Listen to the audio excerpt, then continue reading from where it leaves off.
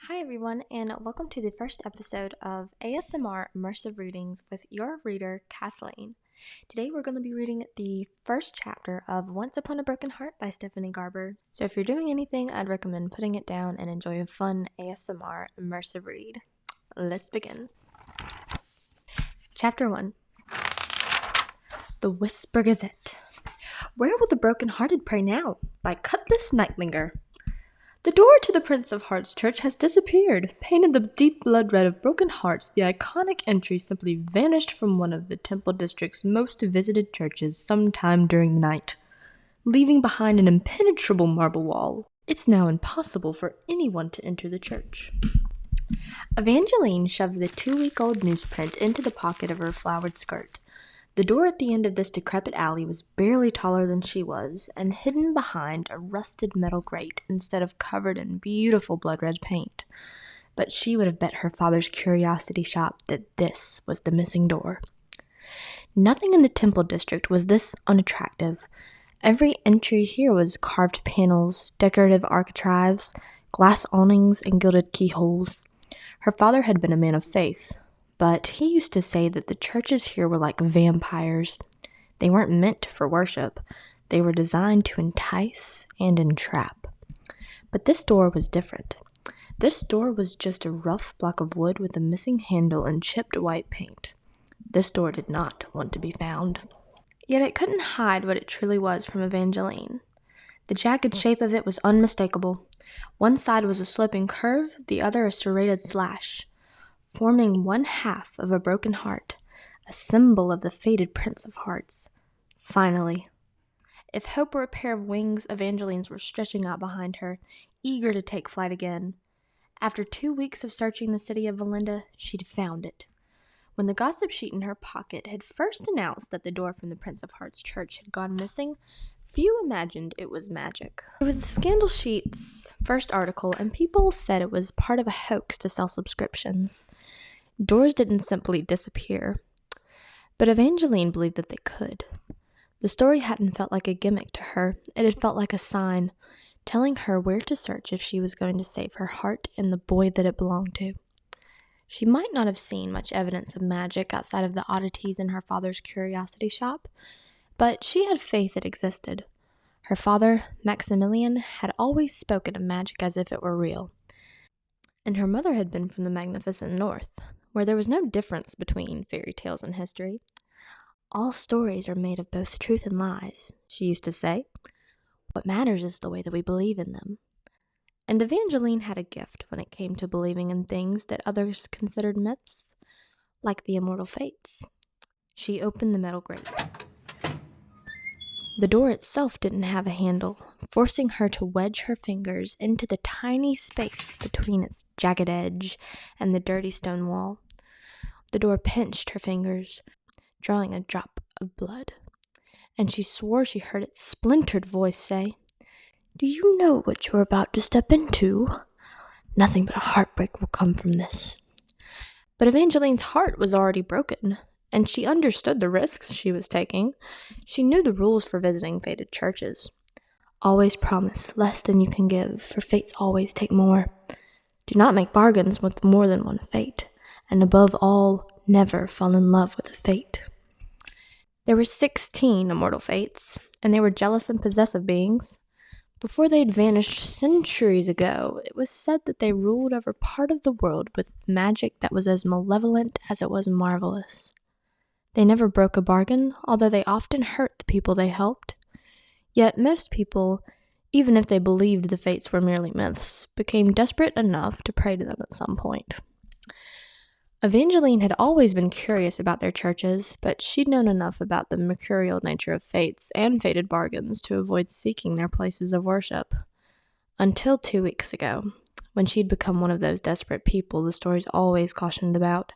"Please," she whispered to the heart-shaped door, filling her voice with the wild and battered hope that had led her here. "I know you're a clever little thing, but you allowed me to find you. Let me in." She gave the wood a final tug. This time, the door opened. Evangeline's heart raced as she took her first step. During her search for the missing door, she'd read that the Prince of Hearts Church held a different aroma for everyone who visited. It was supposed to smell like a person's greatest heartbreak. But as Evangeline entered the cool cathedral, the air did not remind her of Luke. There were no hints of suede or vetiver. The dim mouth of the church was slightly sweet and metallic. Apples and blood. Gooseflesh covered her arms. This was not reminiscent of the boy she loved. The account she'd read must have been wrong. But she didn't turn around. She knew fates weren't saints or saviors, although she hoped that the Prince of Hearts was more feeling than the others. Her steps took her deeper inside the cathedral. Everything was shockingly white. White carpets, white candles, white prayer pews of white oak, white aspen, and flaky white birch. Evangeline passed row after row of mismatched white benches. They might have been handsome once, but now had many missing legs, while others had mutilated cushions or benches that had been broken in half. Broken. No wonder the door hadn't wanted to let her enter. Perhaps this church wasn't sinister, it was sad. A rough rip shattered the church's silence. Evangeline spun around and choked back a gasp. Several rows behind her, in a shadowed corner, a young man appeared to be in mourning or performing some act of penance. Wild locks of golden hair hung across his face as his head bowed and his fingers tore at the sleeves of his burgundy topcoat. Her heart felt a pang as she watched him. She was tempted to ask if he needed help, but he'd probably chosen the corner to go unnoticed, and she didn't have much time left. There were no clocks inside the church, but Evangeline swore she heard the tick of a second hand, working at erasing the precious minutes she had until Luke's wedding. She hurried down the nave to the apse, where the fractured rows of benches ceased and a gleaming marble dais rose before her. The platform was pristine, lit by a wall of beeswax candles and surrounded by 4 fluted columns, guarding a larger-than-life statue of the faded Prince of Hearts. The back of her neck prickled. Evangeline knew what he was supposed to look like. Deck of Destiny, which used faded images to tell fortunes, had recently become a popular item in her father's curiosity shop. The Prince of Hearts card represented unrequited love, and it always depicted the fate as tragically handsome, with vivid blue eyes crying tears that matched the blood forever staining the corner of his sulky mouth. There were no bloody tears on this glowing statue, but its face did possess a ruthless kind of beauty, the sort Evangeline would have expected from a demigod that had the ability to kill with his kiss. The prince's marble lips twisted into a perfect smirk that should have looked cold and hard and sharp, but there was a hint of softness to his slightly fuller lower lip. It pouted out like a deadly invitation. According to the myths, the Prince of Hearts was not capable of love because his heart had stopped beating long ago. Only one person could make it work again. His one true love. They said that his kiss was fatal to all but her, his only weakness. And as he'd sought her, he'd left a trail of corpses. Evangeline couldn't imagine a more tragic existence. If one fate were to have sympathy for her situation, it would be the Prince of Hearts. Her gaze found his elegant marble fingers clasping a dagger the size of her forearm. The blade pointed down toward a stone offering basin balanced on a burner, just above a low circle of dancing white flames. The words, "Blood for a prayer," were carved into its side. Evangeline took a deep breath. This was what she'd come here for. She pressed her fingers to the tip of the blade. Sharp marble pierced her skin, and drop after drop of blood fell, sizzling and hissing, filling the air with more metal and sweet. A part of her hoped this tithe might conjure up some sort of magical display, that the statue would come to life, or the Prince of Hearts' voice would fill the church. But nothing moved save for the flames on the wall of candles. She couldn't even hear the anguished young man in the back of the church. It was just her and the statue. "Dear Prince," she started haltingly. She'd never prayed to a fate, and she didn't want to get it wrong. "I'm here because my parents are dead." Evangeline cringed. That was not how she was supposed to start. "What I meant to say was, my parents had both passed away. I lost my mother a couple of years ago. Then I lost my father last season. Now I'm about to lose the boy that I love. Luke Navarro." Her throat closed as she said the name and pictured his crooked smile. Maybe if he'd been plainer, or poorer, or crueler, none of this would have happened. We've been seeing each other in secret. I was supposed to be in mourning for my father. Then, a little over 2 weeks ago, on the day that Luke and I were going to tell our families we were in love, my stepsister Marisol announced that she and Luke were getting married. Evangeline paused to close her eyes. This part still made her head spin. Quick engagements weren't uncommon. Marisol was pretty, and although she was reserved, she was also kind. So much kinder than Evangeline's stepmother, Agnes. But Evangeline had never even seen Luke in the same room as Marisol. I know how this sounds, but Luke loves me. I believe he's been cursed. He hasn't spoken to me since the engagement was announced. He won't even see me.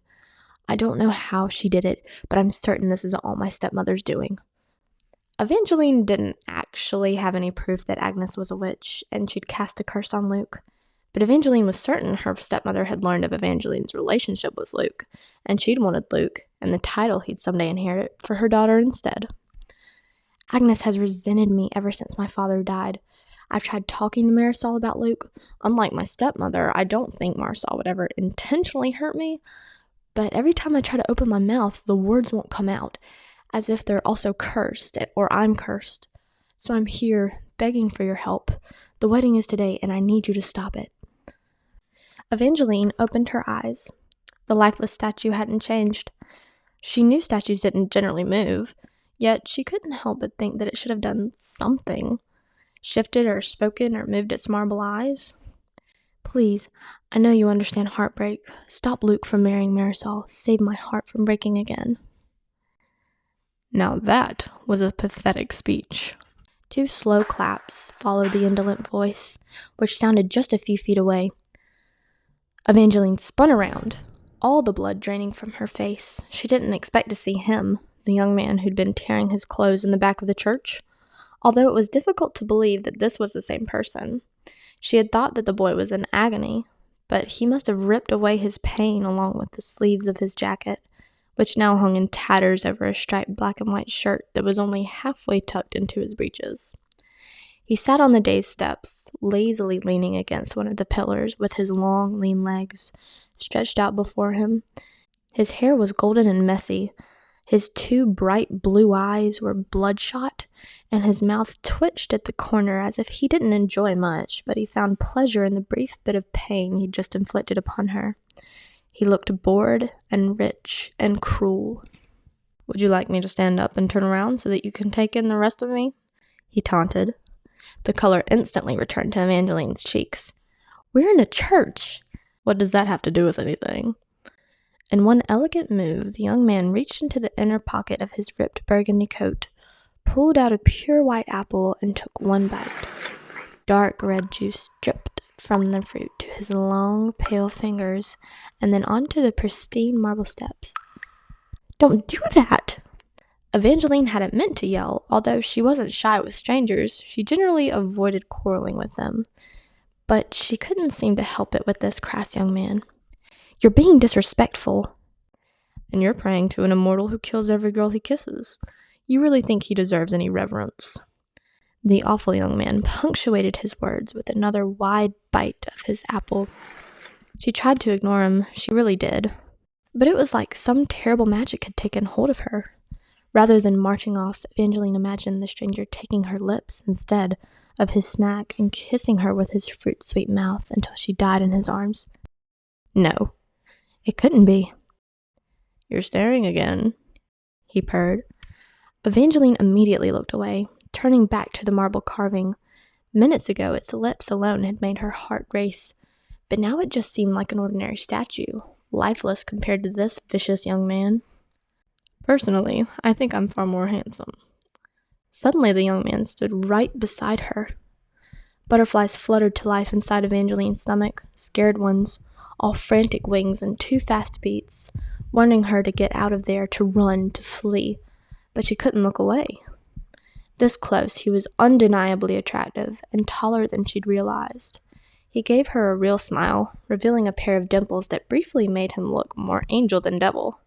But she imagined even angels would need to beware of him. She could picture him flashing those deceptive dimples as he tricked an angel into losing its wings, just so he could play with the feathers. "It's you," she whispered. "You're the Prince of Hearts.